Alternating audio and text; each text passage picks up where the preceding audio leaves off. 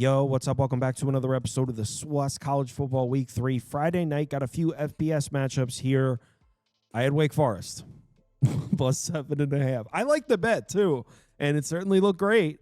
Wow, did that take a left-hand turn? And you know what the most disheartening part about it is? It's not like I am sitting here like, oh, I got unlucky. Like, nah, dude. NC State was the bet to make in the second half. Wake Forest couldn't do anything. Certainly looked good for a while. But, yeah, shout out NC State. Really turned it on in the second half. CJ Bailey, you guys know, big fan. But, yeah, Friday night, few FBS matchups. Not the best in terms of betting value, but we'll go through them. I mean, it's Cooper Rush worth 2.5 points. I would hope Quinn Ewers put up a decent stat line against Arizona State. If he didn't, we have a real problem. You can say the same thing about Creighton. Okay, they had the one good game against Kansas at home. When Toast talks about the kicking market, it's like some earth is flat shit. Andy, true or false, this is going to be a dog walking. Dog walking. This is my dog walking of the day. I think it's going to be very ugly. Dog walking. I think this is going to be ugly. Hey, get the sauce. My bad, I forgot to record the line movements, and then I shut all the lights off and took my contacts out. So I'm doing it on my phone. First up, Colorado, Houston. This one's been all over the place, by the way. I was at 4.5, then 5, then down to 4. They raise the limits, gets up to 6. Then they get hit with Colorado money at 6. Gets down to 5.5, 5. They raise the limits to 10K. More Colorado money. We're down to 4. I believe we're at 4 now. So it looks like since they've been raising the limits, they've been taking pretty consistent Colorado money. That's what it looks like from here. This information provided by Oddslogic. All right, Colorado, Houston. The Buffs offense has been pretty disappointing so far this season. We've seen a couple games. It hasn't looked great. We did finally start to see something, though, late in the Delaware game.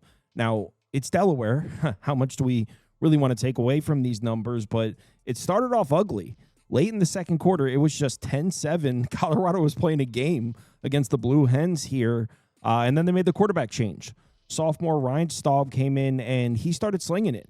He only had 10 pass attempts in the game, but look at those numbers. Still threw for 157 yards. I mean, a lot of green on this graphic. So clearly the offense looked better when they brought Staub in to play quarterback. Now, I'm not sure if he's going to start this. I'm not sure if he's going to start this game against Houston. I heard he had been named the starter, but then I also heard that Dion said that wasn't true. So I really don't know. I will say I'd be surprised if we don't see this kid playing at some point in the game, though. After what happened last week, I mean, the offense clearly seemed to work better when he was out there. Now, I mean, maybe they'll use both. I don't want to make any declaration. Who knows? But I'd be surprised if we don't see Staub playing some quarterback for Colorado. They're matched up against the Houston defense, and in my opinion, this is a unit that we don't know anything about. I mean, their numbers on the year look incredible. They're allowing 4.5 points per game, success rate at 28%. I mean, these numbers look excellent, but they played Stephen F. Austin and Rice. Stephen F. Austin, obviously an FCS program, and Rice, it's a brand new coaching staff there. They're running the option right now. So we don't really have one legitimate data point when it comes to the Houston defense yet. I will say last year, Houston did have a pretty solid defense, but they lost their DC. So their DC went over to Texas Tech. So we're dealing with a new defensive coordinator, and they also lost most of their starters from last season. Even the guys that are out there, the linebackers that I thought would be playing, they haven't even been playing so far this year. I guess Platt and Brathwaite, I guess they're still injured. So yeah, I'm not sure with this Houston defense. I don't think we've seen anything to say it's a good or bad defense. Personally, I think Colorado will move the ball in this game, especially if they're going to be rotating quarterbacks in and out. I think it gives the offense more flexibility. So I think Colorado will move the ball in this game. But like I said, I mean, this Houston defense could be amazing. It might not be good at all. I just feel like we don't have a legitimate data point there, especially against a passing attack.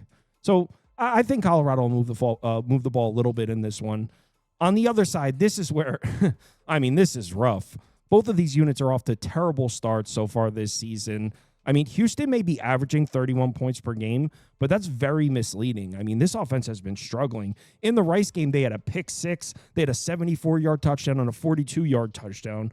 Other than those three plays, they really weren't moving the football at all. They had a 31% success rate offensively in the game. This offense has not looked good to start the season. They were even struggling to move the ball against Stephen F. Austin a little bit. So, I mean, Connor Wegman off to a really rough start this year. He struggled to handle pressure so far. There's been nothing we've seen from the Houston offense to give us a ton of confidence. Now, personally, I think Connor Wegman's good. I think he has a lot of arm talent.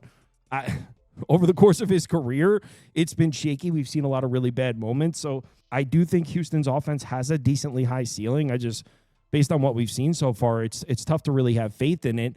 But the thing is, on the other side, I mean, the Colorado defense is just as concerning. I know they only allowed 7 points in that Delaware game, but Delaware was moving the ball. They averaged over 6.1 yards per play, and they drove the ball into Colorado territory several times in the game. They threw an interception in Colorado territory, fumbled. They turned the ball over on downs twice in Colorado territory. So Delaware was moving the ball on this Colorado defense. Remember, this is a Colorado defense that lost a lot of pieces from last year. So I don't know if Colorado's defense is any good either.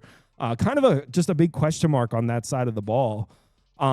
Personally, I would go Colorado plus the points. If you wanted Colorado, though, you should have bet it earlier in the week. There was a 6 available. So if you wanted Colorado, you should have taken the plus 6. I also lean over 44.5, but I don't have a bet in this game. Maybe Colorado or over. Kansas State, Arizona. Looks like Kansas State opened up as underdogs here. They quickly flipped over to favorites. Got up to Kansas State -2. It's back down to 1 now. Limits are up at 30K, so it looks like they're pretty comfortable at this number. Kansas State -1, pretty much hovering around a pick on most sports books. Kansas State, Arizona. I'm sure you don't need me to tell you what's been going on with Kansas State. I'm sure you've heard. The opening game against Iowa State, whatever. Iowa State's one of the strongest teams in the country. It was overseas. I didn't really take anything away from Kansas State for that loss. And then you have the North Dakota game. Okay, they played a flat game against an FCS opponent who hasn't, coming off a big game too. I honestly didn't take anything away from Kansas State for that one either. Maybe I should have. It's this last one. How do you explain this one? Kansas State losing at home to Army as a 17-point favorite outright, 24-21. Army gets the win. And this is not the 2024 Army team either. I mean, this is an Army team that's not even projected to be good this year. Now, Army might be a little bit better than we thought, so we'll give them some credit. But, yeah, this is bad for Kansas State. And these are Avery Johnson's numbers in a home game against Army. I mean, he wasn't even under a lot of pressure in the game. This does not look good. That was a really bad game for Kansas State. So what do we do now? Do we throw everything about Kansas State from the offseason out? All the expectations we had from the offseason, do we just throw it all out and just start pricing Kansas State out as a bad football team because of 2 games? I mean, remember, the game against Iowa State, that's not a bad data point. That's a tough loss. It's really 2 games. Do we throw it all out? I mean, personally, I think we need to accept the fact that this Kansas State offense might not be very good. The numbers obviously don't look all that great so far in the year. Avery Johnson hasn't been impressive at all. Remember, this is a program coming into the year where in the past, they could pretty much hang their hats on having a strong offensive line. And this is the first year that I can remember where that wasn't the case. They lost 3 starters from last year, a couple of inexperienced pieces on that offensive line. And George Fitzpatrick is a transfer they brought in from Ohio State. He got injured in camp. So I don't even think they have a definitive 5th offensive lineman. I think they've been rotating a 5th piece. So there are questions on the Kansas State offensive line, and this is not normally a program that has questions on the offensive line. So the offensive line's a question mark. Avery Johnson obviously hasn't played all that great. Dylan Edwards, he got injured early in the Iowa State game. I don't think he's coming back anytime soon, or certainly not for this game, it doesn't look like. And then Bradley, the 6'5", 220-pound receiving transfer they brought in, he got injured. I don't even think there's a timetable for his return. So in addition to Avery Johnson not playing up to par, the offensive line having questions, there's also injury. I think we need to – and by the way, the 5-star tight end they brought in, like the highest-rated recruit in Kansas State history or something, he's been hurt all year. So he hasn't been playing. So in addition to the offensive line being a question mark, in addition to Avery Johnson not playing well, they also have injuries in terms of their offensive weapons. So I think we need to accept the fact that this Kansas State offense might not be very good this year. I will say these Arizona defensive numbers are inflated. They're allowing 4.5 points per game, 3.63 yards per play, success rate under 30%. Arizona's defense is not good. Let me rephrase. Arizona's defense is not this good, is what I meant to say. They might be improved this year, but remember, they played Weber State, and then they played Hawaii. They had like a 7-month rest advantage. Hawaii got hurt in the opener against Stanford, and then immediately flies to Arizona, who's been prepping for that game all offseason. So it was a very advantageous position for Arizona. And Alejado was limping in the game. Like, he couldn't even walk. So I don't really care too much about Arizona's defensive numbers up to this point. I personally think Kansas State might be able to run the ball a little bit in this game. But again, like I said, we need to accept the fact that this Kansas State offense might not be very good. On the other side, though, this is where I still believe in Kansas State. This was an elite run defense last year. We saw it. This was a very strong defensive front, and they brought back almost everybody in terms of the defensive front seven. So I know that there's been times that look shaky this year, but if there's one area of Kansas State where I'm willing to point at and say I still believe in this unit, it's the Kansas State defensive front seven. And if you watch that Hawaii game, Fafita didn't play all that well. His numbers against Hawaii, I mean, he had 89.1 QB rating. He didn't play all that well in that game. The reason Arizona was able to win that comfortably, well, their defense, Hawaii had a hobbled quarterback and it was a crazy spot, but they were able to run the ball efficiently in that game. 5.78 yards per carry, 46.4% success rate per rush. Arizona was able to run the ball in that game. I don't think Arizona is going to be able to run the ball in this Kansas State defensive front. So I'm on Kansas State. I took the money line at -110. I know it's disgusting, but I did it. I took Kansas State money line -110. I would still make them a 2.5 point favorite here. I'm not giving up on that defense. New Mexico UCLA doesn't seem to be a ton of action coming in on this one. It was at 15.5, got bought up to 16. When they raised the limits to 10K, it looks like they did get hit with some New Mexico money. Looks like Circa has it at 15 at the time of recording. The last game is New Mexico UCLA, and I honestly have no idea. I mean, UCLA looks so bad. That defensive front does not look good at all.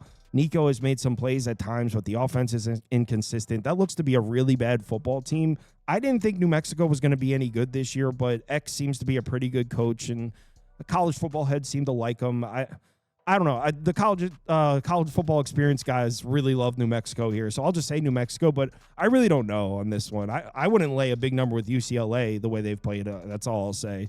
So New Mexico or pass on this one. Thanks for watching. Remember, live show 10 a.m. Eastern time on Saturday morning. We'll be going through like 30. I think we have 36 games queued up for Saturday morning. So if you're able to make it, we'd love to see you in the comments. Have yourselves a good weekend.